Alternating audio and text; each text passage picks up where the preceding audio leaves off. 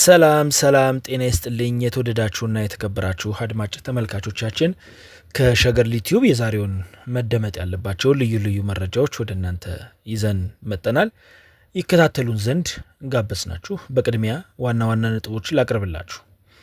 በነገው ዕለት የህዝብ ተወካዮች ምክር ቤት የፌዴራል መንግስቱ በክልሎች ጣልቃ ስለሚገባበት ጉዳዮች ላይ የማሻሻያ ህግ ለማጽደቅ እንደተጠራ እየተነገረ ይገኛል።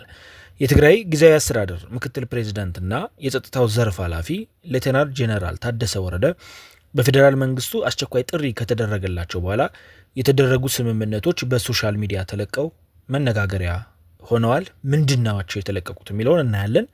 ላለፉት 2 ዓመታት የትግራይ ጊዜያዊ አስተዳደር ፕሬዝዳንት በመሆን ያገለገሉት አቶ ጌታቸው ረዳ ለትግራይ ህዝብ በትግርኛ ያስተላለፉት መልእክት ብዙሃኑን እያነጋገረ እያጨቃጨቀ እያወያየ ይገኛል።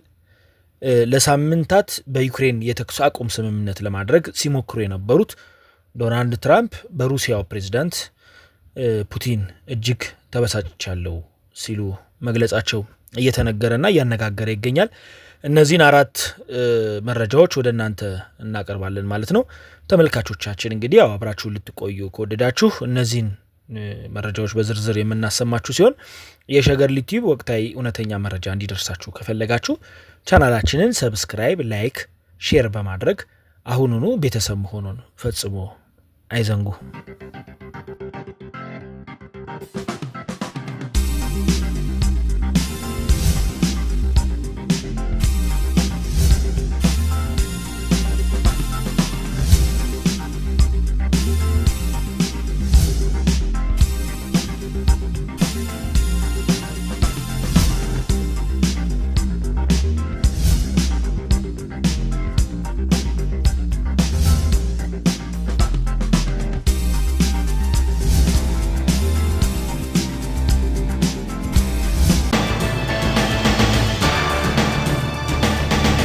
በነገው ዕለት የህዝብ ተወካዮች ምክር ቤት የፌዴራል መንግስቱን በክልሎች ጣልቃ ስለሚገባበት ጉዳዮች ላይ የማሻሻያ ህግ ለማጽደቅ እንደተጠራ ተነግሯል።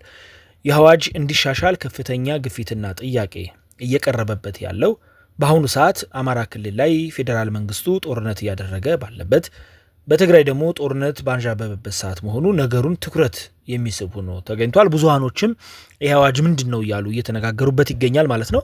አማራ ክልል በኮማንድ ፖስት እያስተዳደረ የትግራይን ክልል ደግሞ ለ2 ዓመታት በጊዜያዊ አስተዳደር እየተመራ ባለበት ሁኔታ የጊዜያዊ አስተዳደር ጊዜ 2 ዓመት የሚለው ለማሻሻልና በኮማንድ ፖስት የሚመራውን አሰራር ለማረም እንዲሁም ፌዴራል መንግስቱ በክልሎች ጣልቃ እንዴት ይገባል፣ እንዴት አድርጎ እንቅስቃሴ ያደርጋል የሚሉ ማነቆች ሆነው የያዙትን ለማስተካከል እንደሆነ በስፋት እየተነገረ ይገኛል ማለት ነው። የፌዴራል መንግስቱ እስከዛሬ ድረስ ከህገ መንግስቱ በተቀዳ አዋጅ 359/2000 መሰረት በክልሎች ጣልቃ በመግባት የተለያዩ ተግባራትን ሲያከናውን ቆይቷል። ይህ አዋጅ በህገ መንግስቱ የሰፈሩትን ሳይጥስ የጸደቀ አዋጅ ነው። በተለይ አንቀጽ 51 ተራ ቁጥር 14 ላይ የተጠቀሰው ከክልል አቅም በላይ የሆነ የጸጥታ መደፍረስ ሲያጋጥም በክልሉ መስተዳደር ጥያቄ መሰረት የሀገሪቱ መከላከያ ኃይል ያሰማራል የሚለውና በአንቀጽ 55 ተራ ቁጥር 16 ላይ በማንኛውም ክልል ሰብአዊ መብቶች ሲጣሱና ክልሉ ድርጊቱን ማቆም ሳይችል ሲቀር በራሱ አነሳሽነትና ያለ ክልሉ ፍቃድ ተገቢውን እርምጃ እንዲወስድ ለፌዴሬሽን ምክር ቤትና ለህዝብ ተወካዮች ምክር ቤት የጋራ ስብሰባ ጥያቄ ያቀርባል። በተደረሰበት ውሳኔ መሰረት ለክልሉ ምክር ቤት መመሪያ ይሰጣል የሚለውን የህገ መንግስታዊ አዋጅ መሰረት አድርጎ ህገ መንግስታዊ መብቶችን መሰረት አድርጎ የተቋቋመ አዋጅ ነው። ሌላ ተጨማሪ በዚህ አዋጅ 359/2000 ላይ የተመሰረተ አዋጅ የተጠቀሰው እንዲሁም በአንቀጽ ውስጥ የተካተተው በአንቀጽ 62 ተራ ቁጥር 9 ላይ ማንኛውም ክልል ይህንን ህገ መንግስት በመጣስ ህገ መንግስታዊ ስርዓቱ አደጋ ላይ የጣለ እንደሆነ የፌዴራል መንግስቱ ጣልቃ እንዲገባ ያዛል የሚሉት እነዚህ 3 አዋጆችን የሚያካትተው 3 አንቀጾችና 3 መመሪያዎችን የሚያካትተው ህገ መንግስት መሰረት ተደርጎ የተቋቋመው 359/2000 አዋጅ እንደሚሻሻልና እንደ ልቡ በክልሎች ላይ ያለውን ፍላጎት የሚያርም ባለመሆኑ አዋጁን በማሻሻል ወደ ተግባር ለመግባት በነገው ዕለት የህዝብ ተወካዮች ምክር ቤት አስቸኳይ ስብሰባ መጠራቱ ታውቋል። የፌዴራል መንግስቱ ነገ የጠራው የህዝብ ተወካዮች ምክር ቤት ስብሰባ የራሱን የበላይነት ለማረጋገጥ ክልሎች እንደፈለገ ለማድረግ እንደሆነ አንዳንድ አካላት ቢናገሩም መንግስት ግን የህዝቦችን ሰላም ለመጠበቅና ደህንነታቸውን ለማረጋገጥ ነው የሚል ምላሽ እየሰጠ ይገኛል በአሁኑ ሰዓት ማለት ነው። ላለፉት 2 ዓመታት የትግራይ ጊዜያዊ አስተዳደር ፕሬዝዳንት በመሆን ያገለገሉት አቶ ጌታቸው ረዳ ለትግራይ ህዝብ በትግርኛ ያስተላለፉት መልእክት ብዙሃኑን እያነጋገረ ነው የሚገኘው። የአቶ ጌታቸው ረዳ በመልእክታቸው በኃይል ከመንበር ስልጣናቸው እንዲነሱ ያደረጋቸውን ኃይል ቆንጠጥ ያደረጉ ሲሆን ቡድኑ ስልጣን ወይም የሞት ሽረት ብሎ የተነሳ ኋላ ቀር ቡድን ነው ሲሉ ወቅሰውታል። የትግራይ ወታደራዊ ኃይሉንም ህግና ስርዓትን ያስከብራሉ ተብሎ ተስፋ የተጣለባቸውና አንዳንድ የተሻለ ታሪክ የነበራቸው ዝነኛ ሰዎች ሳይቀሩ ስርዓት አልበኛ ነው ያሉት ቡድን ጭቃ ውስጥ ገብተው የሚያቦኩበት ከፍታ ላይ ደርሰዋል ሲሉ አስፍረዋል። አቶ ጌታቸው ረዳ ቡድኑ በትግራይ ያለውን የበላይነት ከተቆናጠጠ በኋላ የሰራቸው ተግባራት 2 ናቸው። እነሱም ተቆጣጣሪያቸዋለሁ በሚላቸው ዋና ዋና ከተሞች ደጋፊዎቼ ለሚላቸው መሬት ማከፋፈልና ለገቢ ምንጩ ሽያጭ የሚል ሰፋፊ መሬትን መውረር ነው።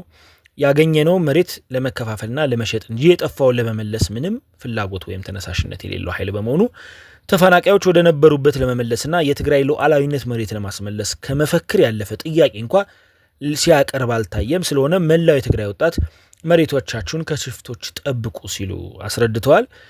በሁለተኛ ደረጃ የያዙት ደግሞ ወይም ሁለተኛ ተግባሩ ብለው ያስቀመጡት የዚህ ኋላ ቀር ቡድን ትኩረት ደግሞ አዲስ አበባ እየተመላለሰ ስልጣን ይገባኛል አጽድቁልኝ ያለ ደጅ መጥናት ነው። ሰላም ፈላጊዎች ነን፣ የፕሪቶሪያ ውል አስፈጽመናል፣ ብቻ ወንበር እንረከብ በማለት እየተማለደ ይገኛል። ፕሬዝዳንት መሾም ስልጣኑ እንዳልሆነ እየተቀበለ ነገር ግን እነገሌን ለፕሬዝዳንትነት አጭቻለሁ እያለ እጩዎች የሚላቸውን በየ3 ቀኑ እየቀያየረ እድሉን እየሞከረ ነው ሲሉ አስቀምጠዋል። አሁንም ቢሆን ስለ ተፈናቃዮች ምዕራብ ትግራይ ተሳስቶም የሚያነሳበት አጋጣሚ የለውም፣ አጀንዳውም አይደለም። ምዕራብ ትግራይ ሲባል የሰሊጥ መሬት እንጂ የተፈናቀለው መከራና ስቃይ ላይ የሚገኘውን ህዝብ አይታየውም ሲሉ እጅግ ከባድ የሆነ መረር ያለ ትችት አቅርበዋል ማለት ነው። ይህ ቡድንና አሽከሮቹ በህልማቸውም ሆነ በእውናቸው የማይፋቷቸው 2 አጀንዳዎች ካሉ መሬትና ስልጣን ብቻ ናቸው። የመላ ህዝባችን ሰላም፣ የተፈናቀሉ ወገኖቻችን ተስፋ እና የትግራይ ወጣቶችን መጻኢ ህልምና ነገን ቀምተው ሊፋቱት ያልቻሉት አመላቸውን ለማርካት ወደ ሌላ ዙር የጥፋት አዙሪት ሊያስገቡን ቋምጠዋል በማለት በመልእክቶቻቸው አስተላልፈዋል። በመጨረሻም ድል የህዝባችን ናት ሲሉ ሰላማዊ ትግሉን ህዝብ አበርትቶ እንዲቀጥልም አሳስበዋል። አቶ ጌታቸው ረዳ ባለፈው ለጋዜጠኞች መግለጫ ከሰጡ በኋላ በሶሻል ሚዲያ እንዲህ ያለ አነጋጋሪ መልእክት ሲያስተላልፉ ይህ የመጀመሪያቸው ነው። የትግራይ ጊዜያዊ አስተዳደር ምክትል ፕሬዝዳንትና የጸጥታው ዘርፍ ኃላፊ ሌተናል ጄኔራል ታደሰ ወረደ በፌዴራል መንግስቱ አስቸኳይ ጥሪ ከተደረገላቸው በኋላ የተደረጉ ስምምነቶች በሶሻል ሚዲያ ተለቀው መነጋገሪያ ሆነዋል። ጄኔራል ታደሰ ወረደ በትግራይ ጊዜያዊ አስተዳደሩ በትግራይ ወታደራዊ ኃይሎች እንዲለቅ ከተደረገ በኋላ በተደጋጋሚ ወደ አዲስ አበባ በመጠራት የተለያዩ ስብሰባዎችና ውይይት ሲያደርጉ እንደነበር የሚታወስ ነው። ከትናንት ወዲያ ግን ከፌዴራል መንግስቱ አስቸኳይ ጥሪ ደርሷቸው ወደ አዲስ አበባ ከመጡ በኋላ ከጠቅላይ ሚኒስትር አብይ አህመድ ጋር እንዲሁም በኢትዮጵያ የአሜሪካ ኤምባሲ ተወካዮች ጋር በተለያዩ ጉዳዮች ዙሪያ ተማክረው በትላንትናው ዕለት ወደ ትግራይ መቀሌ መመለሳቸው ታውቋል። ጄኔራሉ የተጠሩበትን አስቸኳይ የስብሰባ ጥሪ እንዲሁም ከሚመለከታቸው አካላት ጋር ስላደረጉት ውይይት ይፋ ባያደርጉም በተለያዩ የሶሻል ሚዲያዎች በተለይም የብልጽግና መንግስት የቅርብ ሰዎች በሚባሉ ማህበረሰብ አንቂዎች ዘንድ የስብሰባውን ድምዳሜ ተያዘ የተባለውን ስምምነት ይፋ ካደረጉ በኋላ ብዙሃኑ እያነጋገረ ይገኛል። እነዚህ የፌዴራል መንግስት የቅርብ ሰዎች ያሰራጩት የስብሰባው ይዘት አነጋጋሪ የሆነበት ምክንያት የህወሓትንና የትግራይ ወታደራዊ አመራሮችን ፍላጎትና ተግባር የሚያናጋው በመሆኑ እና እውነት ጄኔራል ታደሰ ወረደ ይህን ተስማምተውታል ወይ የሚያስብል በመሆኑ ነው። ስምምነት ላይ ተደርሶባቸዋል ከተባሉ አጀንዳዎች መካከል ዋና ዋናዎችን ስንመለከት የትግራይ ጊዜያዊ አስተዳደር ወደ ቦታው ይመለሳል። የጊዜያዊ አስተዳደሩን ተግባር የሚያደናቅፍ ማንኛውም አካል ላይ ተመጣጣኝ ህጋዊ እርምጃ ይወሰዳል። በ1 ወር ጊዜ ውስጥ የጊዜያዊ አስተዳደሩን ፕሬዝዳንት ይሰየማል። እንዲሁም ጄኔራል ታደሰ ወረደ የጊዜያዊ አስተዳደሩ ተቀዳሚ ምክትል ፕሬዝዳንት ሆኖ ይሰራል። ጄኔራል ተክላይ አሸብር ወዲ አሸብር የታደሰ ወረደን የኃላፊነት ቦታ ይሰየማል። የኢትዮጵያ መከላከያ ሰራዊት መቀሌ ከተማን ጨምሮ በነባር ካምፖች ውስጥ ይገባል። የትግራይ ታጣቂ ኃይል ወደ ተዘጋጀላቸው ካምፕ እንዲገቡ ይደረጋል። የተቋረጠው የዲዲአር ተግባር በተቀመጠለት የጊዜ ሰሌዳ መሰረት በትክክል ይተገበራል። ለዲዲአር ገንዘብ የለገሱ ሀገራት አሜሪካንን ጨምሮ ማለት ነው ገንዘብ እንዲለቁ ይሰራል የሚልና የትግራይ ጊዜያዊ አስተዳደር ካቢኔ እንደገና የሚደራጅ ሆኖ በአዲሱ አደራጀት መሰረት ህወሓት 50%፣ ብልጽግና 50% እንዲሁም በክልሉ የሚንቀሳቀሱ የፖለቲካ ድርጅቶችና የሲቪክ ማህበራት 25% ድርሻ ይኖራቸዋል ሲል ያትታል።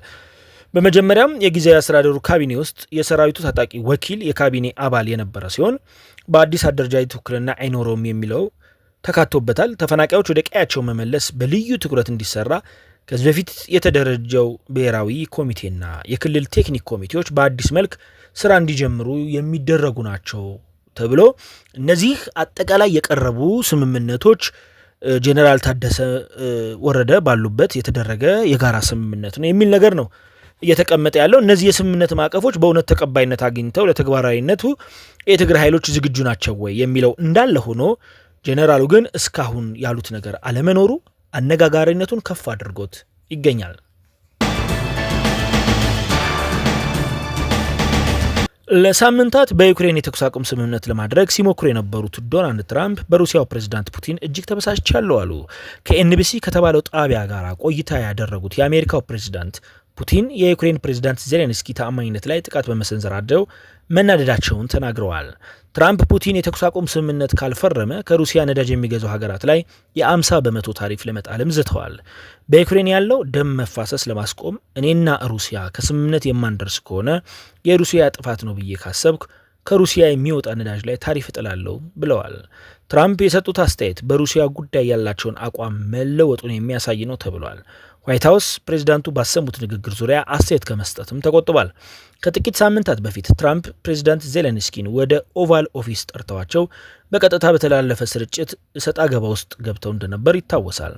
በሌላ በኩል ደግሞ የሩሲያው ፕሬዚዳንት ስም ሲያወድሱ ተሰምተዋል። አሜሪካ በዩክሬን ተኩስ አቁም ጉዳይ ሩሲያን ስትወቅስ እና ዛቻ ስታሰማ ይህ የመጀመሪያው ሲሆን ከሩሲያ የሚወጣው ምላሽ ምን ሊሆን ይችላል የሚለው ተጠባቂ አድርጎታል። ትራምፕ ስለ ፑቲን ሲያወሩ መበሳጨታቸውን ተናግረዋል። ነገር ግን ከሩሲያው መሪ ጋር በጣም መልካም ግንኙነት እንዳላቸውም አክለዋል። አክለው እሱ ትክክለኛ ነገር ካደረገ ብስጭቱ ብን ብሎ ይጠፋል ብለው ፑቲን በዚህ የማያሰማ ከሆነ ግን ምጣኔ ሀብታዊ ማዕቀብ እንደሚጥሉ በዝተዋል። ዜሌንስኪ በማህበራዊ ሚዲያቸው ገጻቸው ባሰፈሩት መልእክት ሩሲያ ምክንያት እየፈለገች ይህ ጦርነት እንዲራዘም ነው የምትፈልገው ሲሉ ገልጸዋል። ትራምፕ በያዝነው ሳምንት መጋበደጃ ከፑቲን ጋር እንደሚያወሩም ተናግረዋል። የአሜሪካ ፕሬዚዳንት ከቴሌቪዥን ጣቢያው ጋር ባደረጉት ቆይታ ምንም እንኳን ሕገ መንግስቱ ባይፈቅድላቸውም ለሶስተኛ ጊዜ ለፕሬዝዳንትነት የመወዳደር እቅድ እንዳላቸው ጠቁሞ አልፈዋል። በጣም ብዙ ሰዎች እንዳደርገው ይፈልጋሉ ያሉ ሲሆን ያው እንግዲህ ገና ብዙ ርቀት መጓዝ ይጠበቅብናል ሲሉ በትኩረት ተናግረዋል። ይህ የሸገር ልጅ ቲዩብ ነው። የተወደዳችሁ ተመልካቾቻችን ዛሬ ወደ እናንተ ይዘንላችሁ የመጣ ነው መረጃ እነዚህን ይመስሉ ነበር። የሸገር ልጅ ቲዩብ መርጣችሁ አብራችሁን ስለቆያችሁ እያመሰገንን በሌሎች ወቅታዊ መረጃዎች እስክንመለስ ድረስ ቸር ቆዩልን።